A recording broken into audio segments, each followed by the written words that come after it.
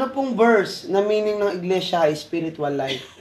Sa natin sa unang Korinto chapter 3 verse 16 to 17. Ang ibig sabihin kasi ng iglesia sa mga gusto ko lang i-correct sa mga TikTok natin, sa mga YouTube natin, sa mga Reels, sa mga Andy Alinio TV, ang ibig sabihin po ng iglesia ay pag-aari ng Diyos. Hindi po simbahan.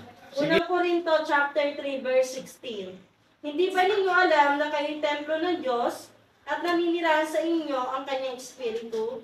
Paparusahan ng Diyos ang sino man magwasak ng templo niya, sapagkat banal ang templo ng Diyos at kayo ang templong iyan. Iya, maliwanag. Hindi nyo ba alam na kayo'y templo ng Diyos? Ano ang ibig sabihin? Iglesia. Ang ibig po kasi ang iglesia, ang ibig sabihin sa Greek ay eklesias. Ang ibig sabihin ng eklesias ay pag-aari ng Diyos.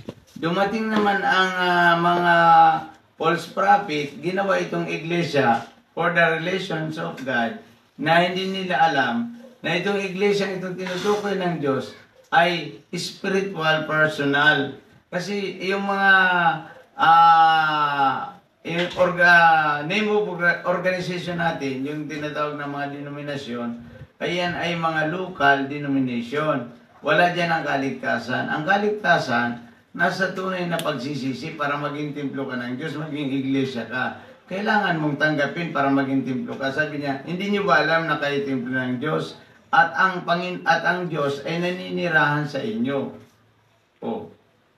Di ba? Di niyo ba alam na kayo templo ng Diyos? At naninirahan. Yung mga naging templo ng Diyos, ibig sabihin tinanggap si Jesus, nagsisi sa kanyang kasalanan, yun ang papasok sa langit.